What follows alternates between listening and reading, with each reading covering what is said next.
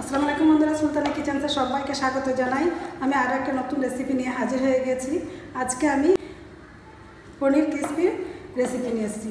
তো আসুন দেখে নেওয়া যাক আমার আজকের পনির ক্রিসপি রেসিপিটা আমি কিভাবে বানিয়েছি। এখানে আমি 4 চামচ মতো কর্নফ্লাওয়ার নিয়েছি। কর্নফ্লাওয়ারটা বাটির মধ্যে নিয়ে নিলাম। আর 2 চামচ মতো ময়দা দিয়ে দেবো। যতটা কর্নফ্লাওয়ার তার অর্ধেক ময়দা। 1 চামচ মতো গোলমরিচের গুঁড়ো দিয়ে দিলাম। স্বাদ অনুযায়ী লবণ দিয়ে দিলাম। 1 চামচ মতো লঙ্কার গুঁড়ো দিয়ে দিলাম। সব মশলাগুলো আমি ভালোভাবে ময়দা, কর্নফ্লাওয়ার আর যত মশলা দিয়েছি সবগুলোকে একসঙ্গে আমি ভালোভাবে মিক্সড করে নেব।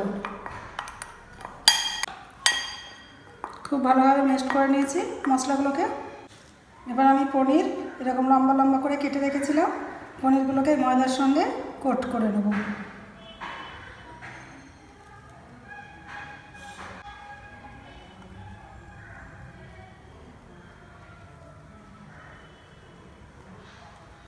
কর্নফ্লাওয়ার আর ময়দার মিক্সটা খুব ভালোভাবে আমি পনিরের গায়ে কোট করে নিয়েছি। এবার এগুলোকে আমি ফ্রাই করে নেব। এখানে আমি কড়াইয়ে তেল গরম করে নিয়েছি।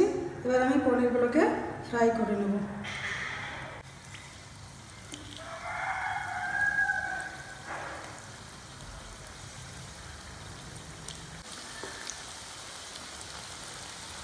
মিডিয়াম হিটে পনিরগুলোকে ক্রিস্পি গোল্ডেন করে ফ্রাই করে নেব। গোল্ডেন ক্রিস্পি হবে পনিরগুলো ফ্রাই করা হয়ে গেছে। আমি এবার প্রথম গ্যাসটাকে তুলে রাখবো।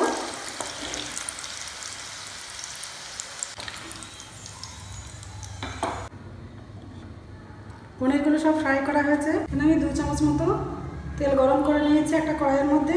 এবার 1 চামচ রসুন কুচি আর 1 চামচ আদা কুচি আর 1 চামচ কাঁচা লঙ্কা কুচি সবগুলোকে আমি 1 থেকে 1.5 মিনিট মতো ফ্রাই করে নেব। আদা রসুন কাঁচা লঙ্কা গোল্ডেন করে ফ্রাই করা হয়ে গেছে। একটা সুন্দর গন্ধ বেরিয়েছে। এই টাইমে আমি ফ্লেমটা হাই করে একটা পেঁয়াজ আর অর্ধেক মতো ক্যাপসিকাম স্লাইস করে কেটে নিয়েছিলাম, এটা দিয়ে দিলাম। খুব বেশি ফ্রাই করবো না, 1 মিনিট মতো ফ্রাই করে নেবো যাতে পেঁয়াজ আর ক্যাপসিকাম একটু নরম হয়ে যায়। 1 মিনিট মতো আমি ফ্রাই করে নিয়েছি। পেঁয়াজ ক্যাপসিকাম একটু হালকা নরম হয়ে গেছে। এবার আমি এখানে 1 চামচ মতো টমেটো সস দিয়ে দেবো।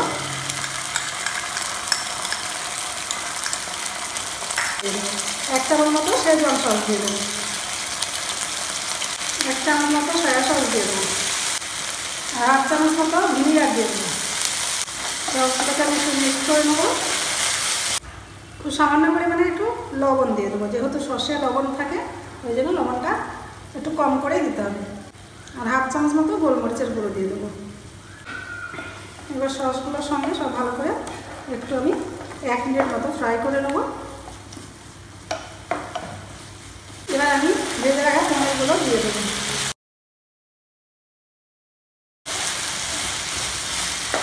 বেশিক্ষণ আমি এটাকে রাখবো না। 1 মিনিট মতো সসের সঙ্গে আমি পনিরটাকে ফ্রাই করে নেব। রেডি হয়ে গেছে পনির ক্রিসপি রেসিপি। আমার রেসিপিটা যদি ভালো লাগে তো বাড়িতে অবশ্যই ট্রাই করবেন। রেডি হয়ে গেছে। আমার ভিডিও যদি ভালো লাগে তো লাইক শেয়ার সাবস্ক্রাইব করতে ভুলবেন না। আমার ভিডিওটা সম্পূর্ণ দেখার জন্য সবাইকে অসংখ্য ধন্যবাদ।